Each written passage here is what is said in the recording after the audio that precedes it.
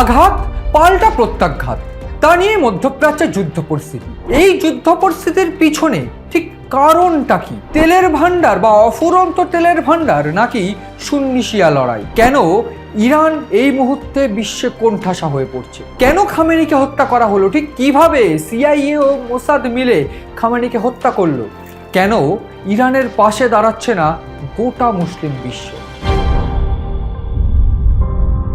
CN ডিজিটালে আপনাদের স্বাগত। আপনারা দেখছেন ইনসাইট, আর আমি আপনাদের সঙ্গে রয়েছি মণি ভট্টাচার্য। এই মুহূর্তে দাঁড়িয়ে মধ্যপ্রাচ্য উত্তপ্ত, আমরা সেটা দেখতে পেয়েছি, এবং এই মধ্যপ্রাচ্য উত্তপ্ত সেই চিত্রটা তুলে ধরতে গিয়ে আমরা বারবার করে যে ইকুয়েশনটা দেখেছি সেটা অত্যন্ত গুরুত্বপূর্ণ, অন্তত মিডল ইস্টের জন্য, এবং শুধু মিডল ইস্টের জন্য নয়, গোটা বিশ্বের জন্য। তার বেসিক যে কারণ সেইটা হলো ইরান। ইরানের যে সর্বোচ্চ ধর্মীয় নেতা আয়াতুল্লাহ আলী খামেনি, তার মৃত্যু হয়েছে। তাকে ইসরায়েল এবং আমেরিকার যৌথ গোয়েন্দা বাহিনীর যে অপারেশন, সেই অপারেশনের মাধ্যম দিয়ে হত্যা করা হয়েছে। এইবার ইরান ঠিক কোন পথে হাঁটবে বা কিভাবে ইরানের ব্যবস্থাপনা হবে তা আমরা আলোচনা করেছি, কিন্তু এইখানে যে প্রশ্নগুলো গুরুত্বপূর্ণ এবং যে প্রশ্নগুলো ভাবিয়ে তুলছে, তাহলে কি তেলের ভান্ডারের জন্যই ইরানকে মরতে হলো, যেমনটা ভেনেজুয়েলায় হয়েছে? বেসিক যে কারণ, সেই কারণ বিশেষজ্ঞরা বিভিন্নভাবে ভাবতে চেষ্টা করছেন, এবং সেই বিশেষজ্ঞদের বিভিন্ন বিষয় আমরা তুলে ধরে আজকের এই অনুষ্ঠানে বলার চেষ্টা করব যে ইরান কেন এত গুরুত্বপূর্ণ এবং কেন মুসলিম বিশ্ব, গোটা মুসলিম বিশ্ব ইরানের পাশে দাঁড়াচ্ছে না, বরং তারা ইরানের শত্রু। তাহলে কি কোথাও গিয়ে সুন্নি শিয়া লড়াইয়ের জন্য এই ইরানের সর্বোচ্চ নেতাকে মরতে হলো? এই বিশেষজ্ঞরা অন্তত এই বিষয়টাকে নিয়ে বিভিন্ন দিক থেকে কারণ খোঁজার চেষ্টা করছেন। প্রাথমিকভাবে একাংশরা মনে করছেন যে ইরান গোটা বিশ্বে ভেনেজুয়েলা, তারপরে সৌদি আরবিয়া এবং তারপর ইরান, গোটা বিশ্বের তেলের যে ভান্ডার, সেই তেলের ভান্ডারের নিরিখে ইরান রয়েছে তৃতীয় নম্বরে, এবং সেই তৃতীয় নম্বরে থাকার দরুন গোটা ইরান দেশের কাছে 209 বিলিয়ন ব্যারেল তেল রয়েছে। এবং একদিকে ভেনেজুয়েলার পরিস্থিতি আমরা দেখতে পেয়েছি, এবং অন্যদিকে ইরানের এই তেলের ভান্ডারের জন্যই কি তাকে মরতে হলো? এই বিশেষজ্ঞরা মনে করছে তার বেসিক কারণ হলো, একদিকে এই মিডল ইস্টে যারা ক্ষমতাসম্পন্ন দেশ রয়েছে তাদের মধ্যে অন্যতম হলো ইরান, এবং তার অন্য দিক থেকে দেখতে গেলে ইসরায়েলও বটে। এবং এদিক থেকে ইরান এবং ইসরায়েলের সংঘাত অতি পুরনো, কিন্তু এই যে শিয়া প্রধান দেশ ইরান, সেই ইরানের সঙ্গে সুন্নি প্রধান দেশের কিন্তু কোনোভাবেই সম্পর্ক খুব একটা ভালো নয়। অন্যদিক থেকে এই সুন্নি প্রধান দেশে কিন্তু একটা গ্রিপ রয়েছে আমেরিকার, অর্থাৎ ডোনাল্ড ট্রাম্প কিন্তু এটা অনেক আগে ভাগেই বুঝে গিয়েছিল যে ইরানকে যদি গ্রিপ করতে হয় তাহলে এই খামেনিকে সরাতে হবে, এবং সেই রকম বার্তা তিনি এর আগে একাধিকবার দিয়েছেন। অর্থাৎ খামেনির বিরুদ্ধে একাধিকবার বার্তা দিয়েছেন, খামেনির বিরুদ্ধে আব্রাহাম লিঙ্কনের মতন যে যুদ্ধজাহাজ তিনি পাঠিয়েছেন, ফলে ইরানকে দমিয়ে রাখার চেষ্টা কিন্তু তিনি বরাবর করেছেন। এইখানে প্রশ্ন উঠছে যে তাহলে কি এই যে পারমাণবিক নিষ্ক্রিয়করণের যে চেষ্টা, তাহলে কি শুধুমাত্র সেটা একটা দেখাওয়া? আদতে তেমনটা নয়। তার কারণ এই যে মিডল ইস্টে এমন কোনো দেশ নেই যারা কিনা এই পারমাণবিক প্রডিউসিং দেশের মধ্যে পড়ছে, অর্থাৎ এই মিডল ইস্টে তেমন কোনো দেশ নেই যাদের পারমাণবিক অস্ত্র রয়েছে, এবং সেই পারমাণবিক অস্ত্রের 60% সেরে ফেলেছিলেন এই আয়াতুল্লাহ আলী খামেনেইয়ের দেশ অর্থাৎ ইরান।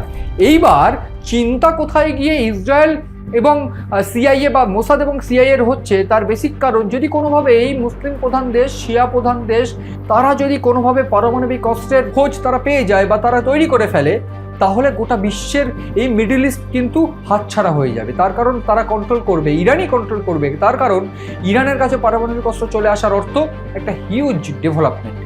এইখানেই চিন্তা বাড়িয়ে দিল নেতানিয়াহু এবং ডোনাল্ড ট্রাম্পের। তিনি বুঝলেন যে এই তেলের ভান্ডার একদিকে, এবং তেলের ভান্ডারকে গ্রিপ করার চেষ্টা তার অনেক দিনের, এইটাই এখন প্রকাশ্যে আসছে, এবং সেই তেলের ভান্ডারকে গ্রিপ করতে গিয়ে আয়াতুল্লাহ আলী খামেনিকে সরাতেই হবে। অন্যদিকে আয়াতুল্লাহ আলী খামেনিকে সরানোর কোনো প্রসেস নেই, তাহলে এই যে পারমাণবিক এনরিচমেন্ট করছে সেইটাও তো চিন্তার কারণ। তাহলে এইটাকে দিয়েই ধরা যাক। এই ডেভেলপমেন্ট, এই প্ল্যান বা এই ছকই কিন্তু তারা করেছে বলে বিশেষজ্ঞদের একাংশের মত। তাহলে যে জায়গায় গিয়ে প্রশ্নটা ঠেকছে যে এনরিচমেন্ট প্লান্ট, যেটা এই নিউক্লিয়ার এনরিচমেন্ট প্লান্ট, সেইটাই যে অন্যতম কারণ, এবং এক্ষেত্রে তেলের ভান্ডারই অন্যতম কারণ, সেইটা বোঝা যাচ্ছে। তার কারণ ইতিমধ্যে ডোনাল্ড ট্রাম্প বলেছেন যে তার ভাবা 3টে নাম রয়েছে যাদেরকে ইরানের সর্বোচ্চ নেতা হিসাবে দেখা যায়। এক্ষেত্রে সেই ব্যক্তি হতে পারে যার নাম আমি গতকালও বলছিলাম, রেজা পাহেলভি। সেই রেজা পাহেলভি যার বাবা কিনা একসময় 1979 আগে অবধি তিনি রাজতন্ত্রের একেবারে প্রধান রাজা ছিলেন। তাহলে গিয়ে এই ইকুয়েশনটা একেবারে 2-2-4 হয়ে যাচ্ছে। ইরান বারবার করে আমেরিকার বিরুদ্ধে ইউরোপের সঙ্গে যোগাযোগ রাখছিল, রাশিয়ার সঙ্গে যোগাযোগ রাখছিল, এইটা তার নাপসন্দ। অন্যদিকে ইসরায়েলের এইটা ভয় যে তারা যদি কোনোভাবে পারমাণবিক অস্ত্র পেয়ে যায় তাহলে তো একেবারে বিপদ, কেলেঙ্কারি হয়ে যাবে। সেক্ষেত্রে আমেরিকা এবং এই ইসরায়েল মিলে কিন্তু এই ছক বানাতে থাকে যে কীভাবে তাকে হত্যা করা হবে। এইবার তাহলে প্রশ্ন উঠছে তাকে হত্যা করলো কিভাবে?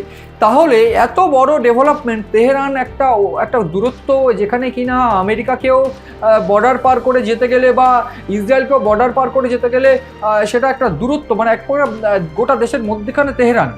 সেই তেহরানে গিয়ে এই যে সর্বোচ্চ নেতা আলী খামেনের অফিসে হামলা করে তার পরিবারকে মেরে ফেলার ছকটা বানালো কি করে? তাহলে কি এখানে অন্তর্ঘাত রয়েছে? এক্ষেত্রে বিশেষজ্ঞরা বলছে মোসাদ এবং সিআইএকে যে তথ্য দেওয়া হয়েছিল যে রাতে এই যে মিটিং বসছে বা বসানো হয়েছে সেইটা তার ভিতরেরই কেউ দিয়েছে, এবং ঠিক সেইভাবেই এই মোসাদ এবং সিআইএ কোনোভাবে তথ্য পাওয়ার পর দেরি না করে সরাসরি হামলা করে এবং শেষ করে দেওয়া হয় এই তেহরান এবং ইরানের সর্বোচ্চ নেতা আয়াতুল্লাহ আলী খামেনেকে। এইবার এই গোটা পরিস্থিতিতে ইরান তো ক্ষেপে উঠেছে এবং ইরান এই যে মুসলিম প্রধান দেশ বা সুন্নি প্রধান দেশ যাদের উপর গ্রিপ রয়েছে আমেরিকার, সেই আমেরিকার সেনাঘাঁটিতে হামলা করছে। সেই যুদ্ধ আমরা দেখতে পাচ্ছি ইতিমধ্যে।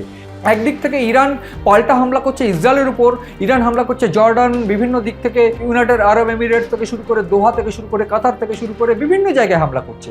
সেক্ষেত্রে বিভিন্ন শান্তির দেশ, সুন্নি প্রধান দেশ যেগুলো শান্তির দেশ হিসাবে প্রতিষ্ঠিত, সেই দেশের উপরেও হামলা হচ্ছে। ইরান তো একেবারে ছাড়তে রাজি নয়।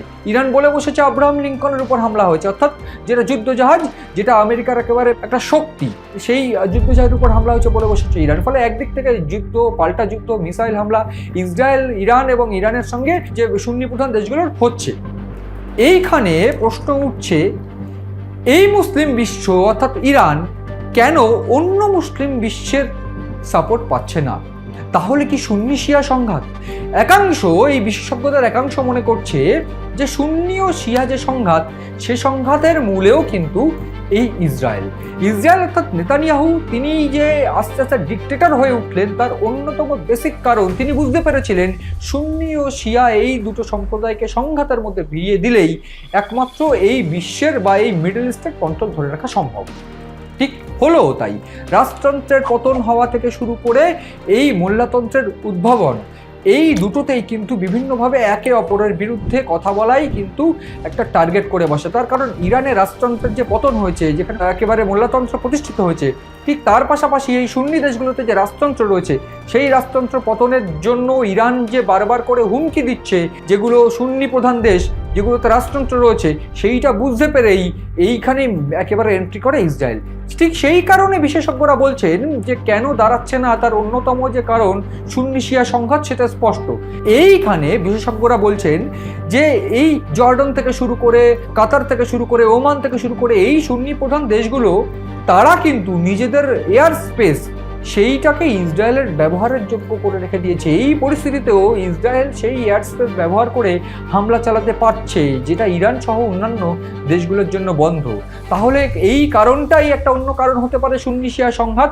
তাহলে মুসলিম বিশ্ব যে দাঁড়াচ্ছে না, ইরান যে কোনটা সাথে পড়ছে, সেটা বলার অপেক্ষা রাখে না। কিন্তু বিশেষজ্ঞরা তাদের একটু ভিন্ন মতো এই ক্ষেত্রে রয়েছে।